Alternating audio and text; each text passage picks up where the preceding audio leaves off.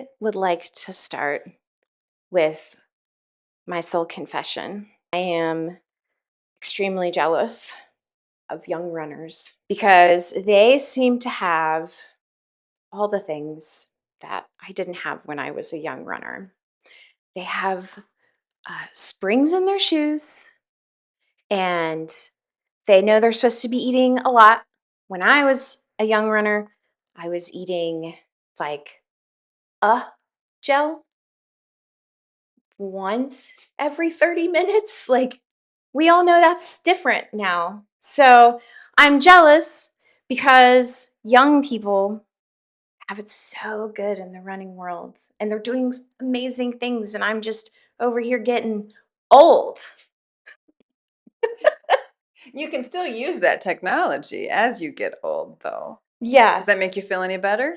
Um, that is what I'm trying to tell myself.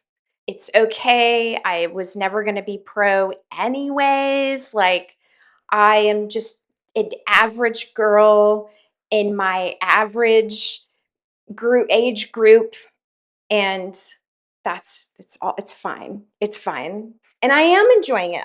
I wish I had, you know, many more years to enjoy it as opposed to feeling like I'm going to be old, so old. What was the question?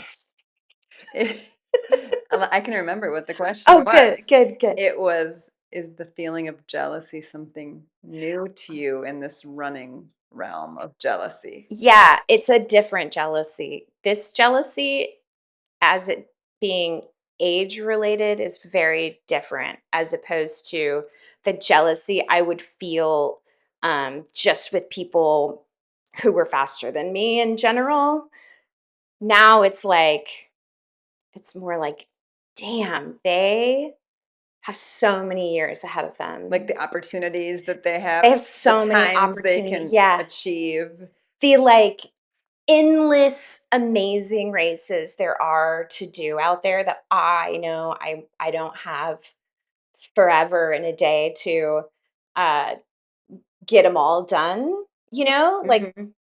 in my early 30s, late 20s, it was like, oh, there's just endless marathons. I'm going to do them all, and now I'm like, okay, I'm having to be extremely Yeah. precise Get about. like one or two a year. Yeah, one or two a year, smaller ones in between. But like, if I know that I want to run CCC, then it's not like I have year after year after year to try to get in. Yeah. Well, maybe if you fuel appropriately and wear those shoes with the springs, you'll have more than you think.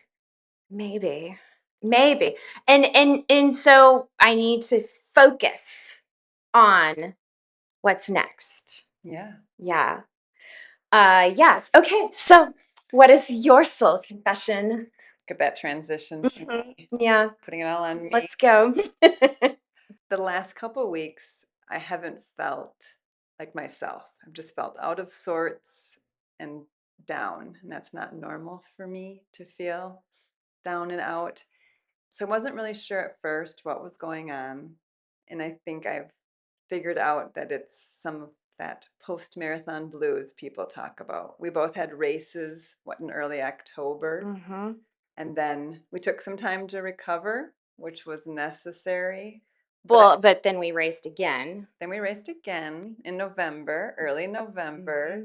So that was something to look forward to still. Yep. And now I'm in this period of there's no training runs with my friends, there's no workouts with my friends.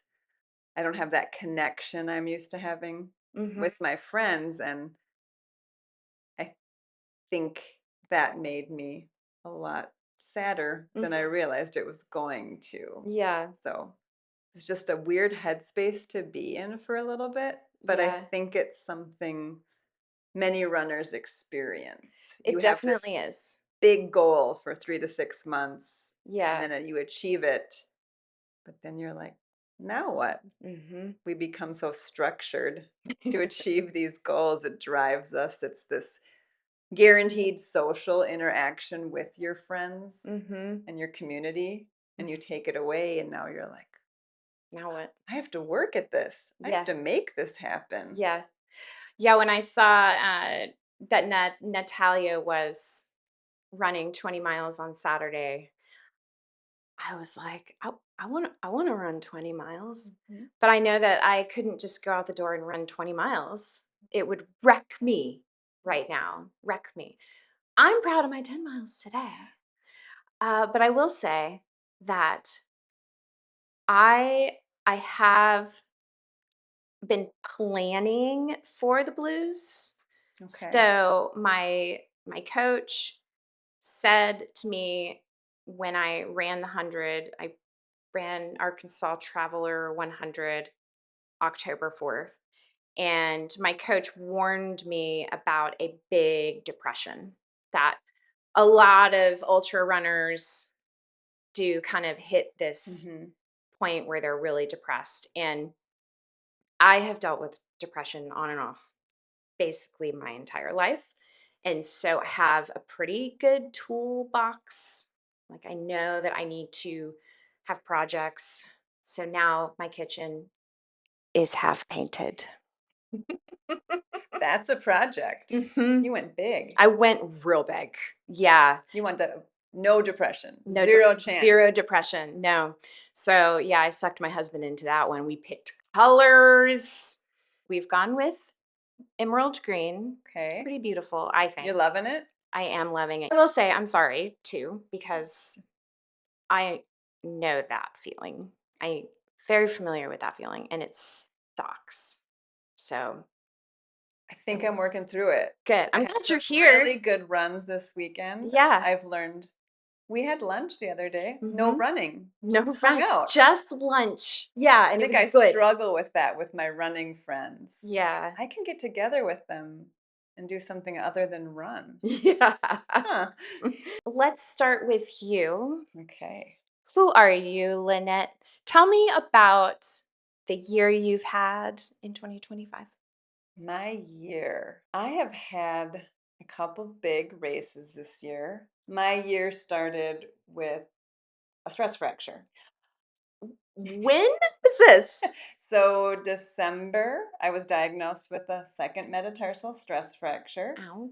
and I was building up to run the Mid South 50K in Stillwater, Oklahoma. So, we were quite a few weeks out because it wasn't until early or mid March for that race. So, I wore a boot for 7 or 8 weeks. Oh. February 1st, my boot came off. I was able to start running again, and I that first weekend did the Hot Springs Half Marathon with a crew from the Cosmic Run Club that I was doing Mid South with.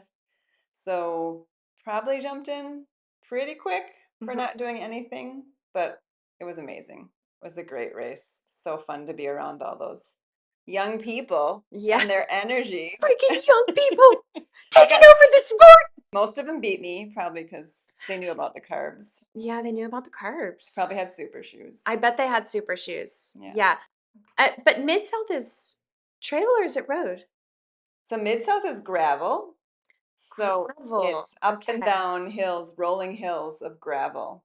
Huh. Can be dusty, can Is be it muddy. like, explain the gravel to me? Is it like the chunky or is it pea gravel? It was more pea gravel, I'd say, Okay. than what we had here, but there was some erosion. It wasn't smooth, easy sailing. There was a little rutting here and there. Okay. But for Mid South, we were blessed with no rain. So Oh, I've that's heard nice. horrible things that when it rains, it just sticks to your shoes and you Yeah. have 5 pound weights on your feet and Dang. get that extra resistance training. Yeah. Mhm. So was that your big race of the year? So Mid South was a big race for me. It was my 50K, and that made me want another big Of race course. for the year. Yes. Yes. So my second big race was a 50K in Oregon called the Perpetua Coast. Yes. I like to combine vacation with running. I think that's smart. Yeah. I think that I need to do more of that. We met in there Right. and started training together and we raced on the same weekend doing different races. which was amazing. Yeah. How it kind of just came together. It was perfect. So we were both training for races, very different races. 50K in Oregon, 100 miler in Arkansas. Yeah. I had no coach. You had a wonderful coach you trusted, and they gave you great advice. They gave me amazing advice. So I piggybacked off of that and took her paid advice, used it for my good. She started with my training plan. It was perfect. Exactly. Yeah, it was great. And we helped each other and became very good friends. And so spent a lot of hours on the trails together. Yep. Seeing each other at our best and our worst. Yes. But you have not seen me poop my pants. Nor have you seen me. Not yet. I mean, it's probably coming, but I save that for special occasions. Really special. Like when I PR. Usually a poop comes with a PR. The book says everybody poops. Everybody poops. Yep. That was something, it's probably a little off tangent, but the first time I had an experience with poop while running, I really didn't know that was a normal thing. It rocked my world. I was Googling. Oh, you thought something was wrong with you? Oh, yeah. Oh, man. I thought something was broken inside me. It broke! Oh, my God! That's funny. Sitting in my bathtub, Googling, like, what just happened? How could my body have done this to me? Yeah. But wait, when was this? Probably 3 years ago was my first experience. I'm sorry. Yeah. And my husband is not a runner, so he also thought I was broken. You convinced him. But anyway, we met. Started training. Quickly. Yep. And we raced. We raced the same day in different states. Yep. Mine was a lot shorter. Done in 7 hours. Beautiful Oregon coast. I got to see the ocean, run on a beach, run through rainforests. The pictures were really beautiful. It was amazing. Yeah. I am not ready or prepared to discuss my 100-mile race, but I will. Whole episode. It will be its own episode because it's such a journey to go that far. It's like it's one day, but yet it's like a whole lifetime. I started my year out with 100K in January, and it was supposed to be Bandera 100, but we got snow. So Bandera 100 is in Texas, in Bandera, Texas, and we had a snowstorm. So they moved it like 2 hours away. So what was supposed to be a 7-hour drive for me turned into like a 9-hour drive.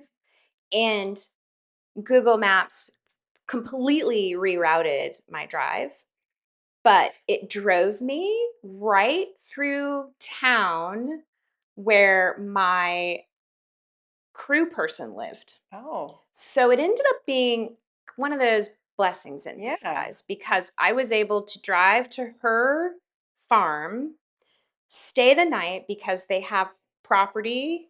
They have a apartment on their property. And so I was able to have my own space. And then, so that was like 5-6 hour drive to her place. And then 3 hours down to the race. To the race. 3 hours. Wow. Yeah. So that morning we woke up, it was snowing. It was beautiful. And we made the drive down. And so it ended up being just a great experience. And I learned a lot. And I knew that I needed to make the leap because I did the 100K to make a decision on whether or not the insanity of running 100 miles, if I could like satisfy that feeling with 100K, or was I genuinely like, do I really have that many squirrels on my committee? And it turns out I do. You do. So did that race, definitely started looking immediately for a 100-miler. Because you didn't want those blues. You needed to jump into Yeah. something else. Yeah, I needed to keep the high of running alive. Goals. Yes. I did the Bentonville half. Mhm. Did you do the Bentonville? I did the Bentonville Okay, half. so see, We weren't fast friends at that point, though. we were paralleling. We were. And we were soon to meet. Yes.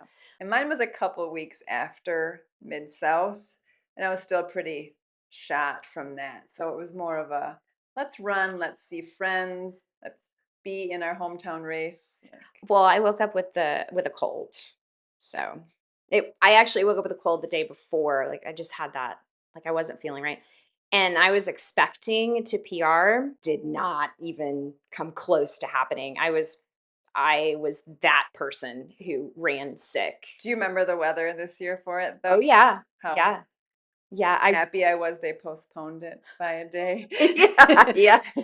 I ran in, so my friend's husband was supposed to pick up everybody's jackets.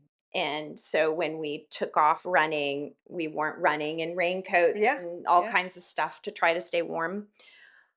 I never found my group of friends.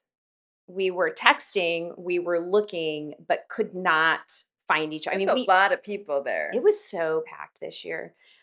So we were like ships in the night. We kept passing. I mean, like we weren't far from each other.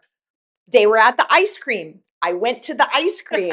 They crossed the street because they were trying to find me. Yeah. So they were over there. It was like this insanity thing. And then the gun went off. You're like, let's do this. I had on a full terry cloth poncho. Trying to picture a terry cloth poncho. It's a teal terry cloth poncho. Okay. I ran the entire half marathon with it on, and it was over my pack because I thought I was going to be like, tossing it off and handing it off. Yeah, no. Those race pictures they're hilarious. Memories. Yeah. Good memories. Yeah. Once that finished, I had a little bit of downtime before training began, and I tried to I will say that I did stay in a really good state of mind. Because I think it's really important to have a coach. Coaches can help with that. Two, I knew I had this big thing coming. And so I knew that I was going to have some really hard training ahead of me. That helped my brain focus on the future. And I was able to verbally, in my head, reiterate to the committee of squirrels that it was okay to play and have fun, which is where I'm at currently. I've never thought of that as a reason to have a coach, to help with that part, as that person that's watched you through your whole journey. And then at the end of it can give you permission and tell you taking time off and resting isn't a bad thing. You're not being lazy. You're doing what your body needs. Yeah. I like that. Yes. And so when I have coached people, I always tell them that rest and recovery is part of the training process.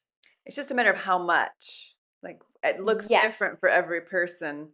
And lately I've been hearing more about if you fuel before your run, during your run, and after your run. Maybe you won't need as much rest and recovery because you don't go into that overtraining conundrum. True. That's something I'm intrigued by. Yeah, it's something that I am also still working on, in that I changed my mind. I do these things when I'm racing, even though it's on my list of things not to do, which is make decisions while I'm racing about how my race should go. Even if it's positive, I tend to drop my food plan. So during Arkansas Traveler, I stopped at mile 62. It was like about the 100K mark, and I had already torn muscle in my calf. And I had a guy pulling off my protectors Mhm. for me because I couldn't do that. I couldn't cross my legs. As I'm sitting in the chair and he's pulling these things off my legs, I smelled grilled cheese. And I was just like, "Uh, where is this Ooh. heavenly scent coming from?" And I'm looking around, and there's a husband and wife at the aid station, and the guy that was helping me was like, "You want a grilled cheese?" And I was like, "Yeah, yeah, I want a grilled cheese." And so he got me a grilled cheese, and it was hot, Ooh, and it was like gooey cheese. so amazing. It was amazing. I kinda want a But grilled then cheese.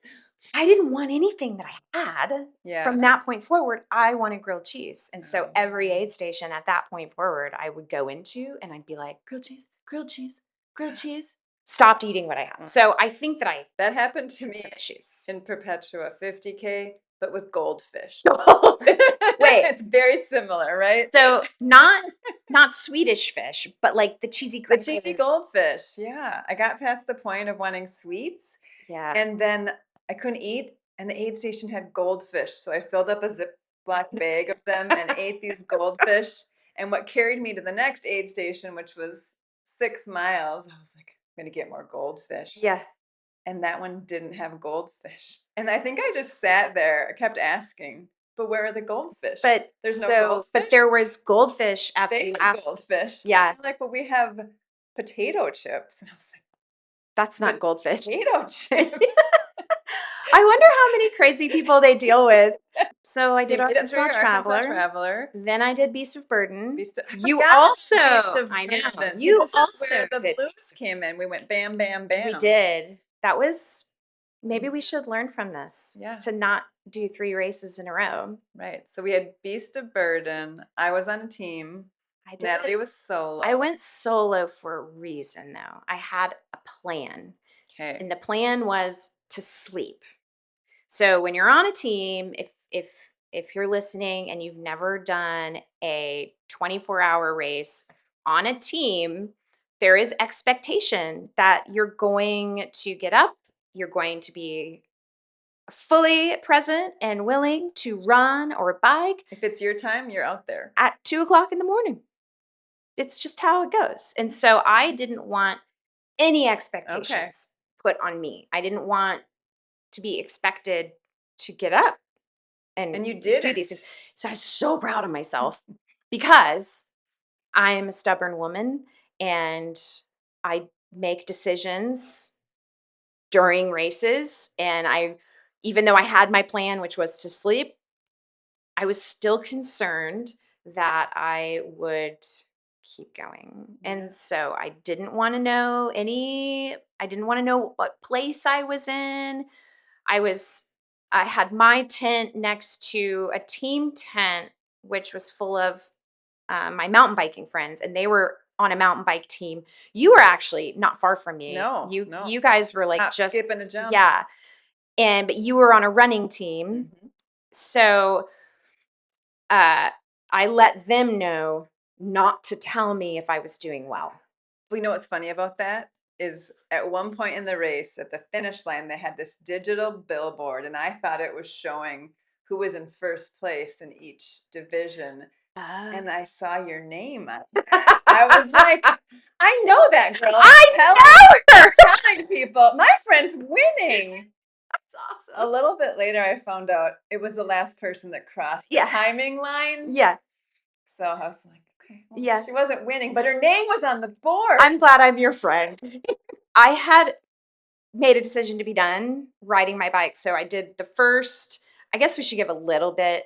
What's the Beast of Burden? Just in case somebody's listening who doesn't live Not from Northwest Arkansas. here in Northwest Arkansas. I mean, I don't think we even told people Where we're in Northwest Arkansas. Yeah, we're currently in Bella Vista. But Bella Vista is basically part of Bentonville. It's just An extension. right outside of Bentonville. I literally can ride my bike out my back door and connect to all of the trail systems around. So it's Are you pretty awesome. bragging now? Oh, I am. Yeah. Yeah. because I can't say I live in the 72712. Oh, I can. I know I you got can. that one. I know you do. I am in the 72715. Uh, so, Beast of Beast Burden, of Burden. Bob, also known as Yes. Bob, is a race for mountain biking and running, or both. So you pick your team or you do it solo. I think you can do like, A 4-person team or a yeah, 8-person team. you can break it up. Yeah. So there's one loop that has the trail runners, there's one loop that has the mountain bikers, and every 6 hours the loops switch. So you get to run on both of the trails or bike on both of the trails. And the solo people, though, were trapped. We had to choose what we were going to start with Discipline. and do it for 12 hours. And so that burst my bubble. That was not Part of your plan? part of my plan. No, I thought that because originally you used to be able to just kind of like do whatever and go in I between. think you made the best of it, though. I did. Yeah. So because of the rain, we had a lot of rain this year. And I decided that because of the rain, I didn't want to do the hard loop. And so I waited for the coin toss. They do a coin toss 30 minutes before it starts. Coin toss, and I was going to do whatever was not on the hard loop to give the hard loop a chance to dry. Right. Because it wasn't actively raining then, but it Right. had been. It had been. And so I got the easy loop, which was mountain biking. So I mountain biked for not 12 hours. I would say 7 hours I mountain Did you biked. do 8 or 9 loops? I 9 did laps? 8. 8? Okay. 8 laps. And took breaks in between, tried to enjoy myself. When I sat down, thought I had done my last lap, and my phone went off, and I looked at my phone and it told me I was in 3rd place, and I was like, Oh. no, I signed up for text messages with updates. Shit. So, yeah, that got me back up and out. The competitive Natalie came out. A little bit. Little? So I went and rode. So now it had switched, and the mountain biking was now on the hard side. Okay. So I mountain biked once on the hard loop, and I was good. I'm like, don't need to do that again. Check that off. Check that off. Rocks were big and chunky. And they kept going. And steep in sections. And I was like, wow, this is serious trail. This is fun. And I would love to come back here and ride sometime. But I don't think that I personally need to be out here trying to kick ass when that was never the plan. Yeah, I was never the plan. Surprised how technical it was. Yeah. Got through that. I slept with quotation marks because I forgot earplugs. And Beast of Burden, their night hours is actually a lowering of the music sound, not turning the music off. And so. And I liked that they had it because I could hear it as I was coming in. I knew I was getting close to the finish. That was fun. Yeah. But I slept in my car down the hill where it was very quiet. So and probably a lot warmer. Yeah. And then we did back 40, 20 miler. You completed it. I was not having a day. Yeah. Maybe my body doesn't want this today. And my coach didn't want me to do it. And I had that in my head. And I will tell you that when I told my coach that I had pulled the plug, they were so happy. Good. Yeah, because you probably won't be running it yet. was too much. Yeah. They were very worried about that happening, that I was gonna feel like garbage and push through. Well, I was only gonna do the 13 miler, and then the day of packet pickup, I was like, let's do the 20 so I can run with my friends. And that at mile 8, 12, I don't know, Yeah. running with friends was over. It fell apart. One was having an extremely great day. She's a rock star, and Yep. she ran ahead. Yep. She was doing the 40, and I'm like, this is humbling. Yeah. I actually signed up for the 40. I was really feeling good when I signed up for it. I'm like, Until you it's weren't. great. I'm going to crush it. Yeah, no. And not only was I going to crush it, I was thinking I would run from my house. No, yes. 5 miles on the front end, run 40, 5 miles home, just pick up a 50-miler. Let's make it a 50. Let's make it a 50. Yeah. I ran 13 miles that day. I called my husband and I said, will you come pick me up? I'm walking down the road right now. I just quit and I should probably turn my race chip in. And there she was at the finish line waiting. Yeah. So then I came up the back way because he did. He came and picked me up. He was a 10-minute drive. That's the nice thing about local races. It's like you can call Honey Taxi and they come. So what's happened since then? I'm calling this my pudgy phase. So we're back to pudgy phase, having fun, doing whatever I want, trying to get a little bit more mileage. I think the last couple weeks I've been definitely sliding. Yeah. And I will say that my coach signed with Nike and is no longer your coach. Now a pro runner and is no longer my coach or coaching at all. That give you the blues now? So I was definitely bummed about that, but I think I'm going to be fine. I know you're going to be fine. I've not always had a coach, but I do think having a coach is important because it makes you accountable. So that's been my year in review. I'm Natty G. And I'm Lynette. And we'll be back for more chatter from the Northwest Arkansas corner of the world where the running community is going off.